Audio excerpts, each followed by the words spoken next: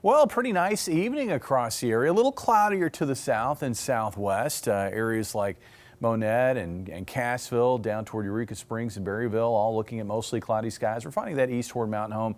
That frontal boundary, we've really not been able to push it fully out of the area. And that's why we still have some cloud cover lingering in this area. And where we still have those clouds, there's still a slight chance for overnight showers. Now, further north, I expect a dry night. That includes the Springfield area and points north and east. It's also where temperatures will be coolest tonight. As we look ahead to Friday, the end of the week, as we approach the upcoming holiday weekend, we will start off nice enough with, I think, a fair amount of morning sunshine and dry. As we work into the afternoon, though, looks like clouds will thicken up and we should find scattered showers and a few thunderstorms spilling in from the northwest. Now, the timing of this, it looks like it's going to be after 3 o'clock.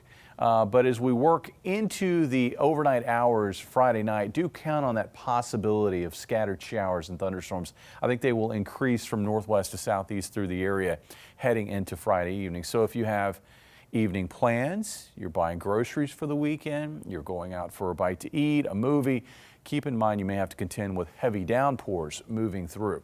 Temperatures tonight dropping down to about 50 in Springfield, 40s to the north. Looks like low to mid 50s to the south. And then on Friday, another mild day. We've seen a pretty nice run in regard to temperatures. They've not been too warm. They've not been too cold. In fact, they've been running a little bit cooler than normal for late May, and we're going to find that persisting through the holiday weekend. And it's not because cool air is moving in, it's because clouds and wet weather will be so persistent that it will hold temperatures down. It still looks like a pattern that is going to lead to, I think, a big wave of rain and thunder into the morning hours on Saturday. We may get a break Saturday afternoon, and then another wave of rain and thunder into Sunday. Sunday looks like it may be more of a washout versus Saturday. And then on Memorial Day, expecting scattered showers throughout the day. And these temperatures are running cool for late May. It looks like close to 70 on Saturday, and then I think mid to upper 60s on Sunday, and then it looks like mid 60s on Memorial Day. And with these waves of rain and thunderstorms, this is the other factor to this. If you do have outdoor plans, it's the risk of flooding.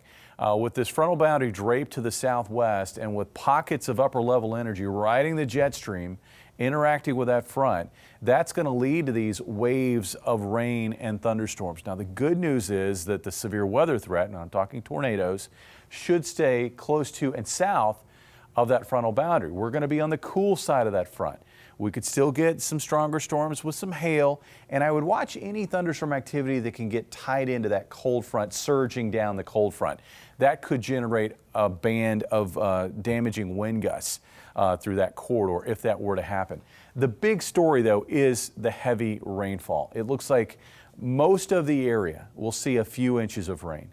And I think we're going to fine tune this as we get closer to the weekend, but I think areas especially closer to that front, this is where I think we could be looking at totals of 3 to 6 inches and locally more than 6 inches of rainfall. That's going to lead to flooding concerns on area rivers and creeks. That's also going to lead to a risk of flash flooding during the more intense periods of heavy rainfall. Looking at our 7-day forecast beyond the holiday weekend, yes, it dries out as we head back to work and temperatures start to warm up as well. Dan?